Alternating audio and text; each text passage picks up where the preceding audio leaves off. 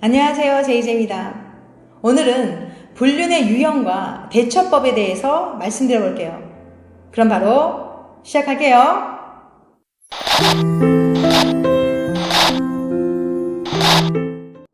불륜의 유형과 대처법. 불륜의 유형은 요즘 가장 빈번하게 발생하는 두 가지로 나눠서 살펴보겠습니다. 첫 번째, 직장 동료와 불륜. 변호사들의 불륜 상담 중 가장 많은 1순위가 바로 직장 내 불륜이라고 합니다. 인간이 만족스럽고 지속적인 관계를 유지하기 위한 핵심은 형평성입니다. 즉, 우리는 대인관계에서 자신이 준 만큼 받으려고 하는 거죠. 그런데 직장 동료의 경우 서로 만족할 만한 형평성이 존재하면서 지속적인 동료애가 생길 가능성이 높아집니다. 사람들은 대인관계에서 자신이 무엇을 좋아하고 싫어하는지 자신을 드러낼 때 자신을 공감해주고 동조해주는 사람에게 호감도가 상승해요. 그런데 그런 사람이 매일 함께 일하는 직장 동료인 경우에는 강한 동료애가 생기면서 사랑이란 감정으로 발전할 수 있는 거죠. 그래서 직장 내 불륜이 빈번하게 발생하는 겁니다. 이런 경우 어떤 불륜 대처법이 있을까요? 첫 번째 질문, 회사에 찾아가서 소리를 지르거나 망신을 줘도 되나요? 안 됩니다. 공개적인 장소에서는 아무리 외도를 한 상간자라 할지라도 해당 사실을 이야기하며 유포할 시 명예훼손 및 폭력 등으로 처벌받을 수 있다고 해요. 두 번째 질문, 직장 동료와 외도한 배우자, 해당 직장에 진정서를 넣어도 되나요? 큰 회사인 경우 인사부가 있겠지만 진정서를 넣는 것만으로 형사처벌을 받게 할 수 없습니다. 그런데 만약 이혼을 원하는 것이 아니라면 배우자와 상간자 동시에 회사에 불이익을 받을 수 있다는 점을 유념하셔야 해요. 더구나 진정서 또한 명확한 증거 없이 넣었다가는 상간자가 명예훼손으로 당신을 역고소할 수도 있으니까 주의하셔야 합니다. 세 번째 질문, 주변 사람들이 제 배우자가 유부남 혹은 유부녀인 걸 알고 있으면서도 불륜을 묵시했습니다. 동시에 처벌이 가능할까요?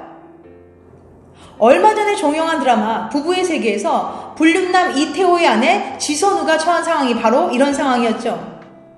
나만 남편의 외도 사실을 모르고 내 주변 사람들은 모두 그 사실을 알고 있으면서도 모른 척했다는 사실에 정말 배신감이 느껴지고 화가 날 거예요. 하지만 법적인 처벌은 받을 수 없다고 합니다. 직장 동료들이 외도 사실을 암묵적으로 묵인해주는 경우도 많지만 고지해줘야 한다는 것은 의무가 아니기 때문에 별도로 처벌할 수 없으며 별도로 위자료 청구 소송을 한다 하더라도 기각될 확률이 높다고 합니다. 그 다음 두 번째, 동호회 불륜. 변호사들의 불륜 상담 2위가 바로 동호회 불륜이라고 합니다. 물론 그렇다고 동호회 가는 사람들이 모두 바람을 피운다는 건 절대 아니에요. 지난번 영상에서도 말씀드렸지만 만남이나 취미를 위한 카페, 동호회에서 많은 남녀가 불륜을 저지른다고 합니다. 자신과 같은 취미나 성향을 가진 사람들과 주기적인 만남과 함께 취미 활동을 하기 때문에 자연스럽게 가까워지면서 많은 불륜 커플이 생겨나곤 하는 거죠.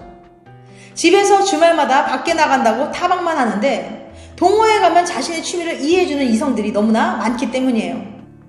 동호회는 온라인 커뮤니티에서 비교적 쉽게 친해지고 오프라인으로의 만남으로 이어지다 보니 불륜이 많이 일어나는 것 같아요. 특히 산악회 같은 경우에는 건전한 취미생활을 보일 수 있지만 원래 고생하면서 더 친해지고 끈끈해진다고 하잖아요. 산에 오르면서 서로 손도 잡아주고 끌어주면서 자연스러운 스킨십이 생기고 정도 들기 마련이다 보니까 불륜이 일어나는 것 같아요. 예전에는 산악회나 등산 동호회 불륜에 대해 잘 모르시는 분들이 많았지만 요즘 뉴스에서 보도가 많이 되어서 그런지 중년 부부들이 불륜의 메카라는 인식이 퍼지게 되었어요. 아무튼 등산이나 골프, 보드, 볼링, 배드민턴 등 취미 생활을 하거나 친목을 도모하는 동호회 모임을 매주 빠짐없이 나간다면 배우자 입장에서는 불안감이 들고 의심이 생길 수밖에 없어요. 더구나 이런 모임에서 빠질 수 없는 것이 바로 술이거든요. 술은 남녀를 더욱 가깝게 그리고 용기 내게 만드는 물질이기 때문이에요. 혹시라도 당신의 배우자가 의심스럽다면 그 동호회에 함께 참석해서 그 모임이 어떻게 진행되는지 한번 알아보세요. 특히 스포츠 동호회인 경우에는 격한 운동을 하고 나서 마무리로 술 한잔씩 하는 게 기본이라고 합니다. 그러니 거기에 배우자와 함께 가셔서 스포츠를 해보시고 술자리에서 당신의 배우자와 눈빛을 주고받는 사람이 있는지 확인해 보는 겁니다. 만약 그런 사람이 있다면 당신의 심증은 거의 확실해지는 거죠. 또한 당신이 함께 있는 한 그들은 불륜을 저지를 수는 없을 거예요. 만약 당신의 배우자가 이런 식으로 불륜을 저지르고 있다는 의심이 들 때는 일단 섣부르게 남편이나 아내를 외도했냐고 캐묻거나 의심하고 있다는 제스처를 취해서는 안 됩니다. 왜냐하면 그런 경우에는 자신의 외도를 들키지 않기 위해서 더욱 꽁꽁 숨기고 치밀해지기 때문에 불륜의 증거를 잡기가 더욱 어려워져요. 일단 기회를 조용히 엿보다가 배우자의 휴대폰에 있는 사진이라든가 차량 블랙박스, 카드네요. 차 안에 혹시라도 증거가 될 만한 것들이 있는지 살펴보고 증거를 수집하셔야 합니다. 가장 중요한 건 바로 배우자의 휴대폰 안에 저장되어 있는 상간자의 연락처와 이름을 꼭 저장해야 해요. 이런 실질적인 증거가 있어야 이혼 소송이나 위자료 청구에 있어서 훨씬 유리하기 때문입니다. 그리고 정황 증거를 수집 확보할 때 불법적인 방법으로 증거를 수집해서는 안 됩니다. 그러니 감정에 휩싸여 섣부른 행동을 하지 마시기 바랍니다. 지금까지 불륜의 유형과 대처법에 대해서 말씀드렸어요. 배우자의 외도는 평생 씻을 수 없는 상처를 남깁니다. 오랫동안 쌓아온 신뢰가 한순간에 모조리 무너지기 때문이죠. 외도를 한 당사자는 이 신뢰를 다시 쌓기 위해서 수많은 노력을 해야 할 것입니다. 만약 이혼이 아니라 용서하기로 마음을 먹었다면 그런 마음을 먹은 배우자 역시 그 일을 잊기 위해 굉장히 노력을 해야 할 거예요. 하지만 이로 인해 자존감이 바닥을 치고 너무 큰 상처가 되었다면 거리를 두고 관계를 정리해야 한다고 생각해요.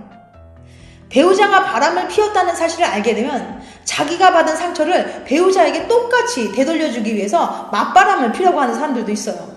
하지만 진정한 복수는 깨끗하게 그 사람을 잊고 자신이 다시 행복해지는 건 아닐까요? 감정적으로 휘둘리지 말고 자신이 가장 편안할 수 있는 선택을 하는 것이 가장 좋은 선택인 것 같아요.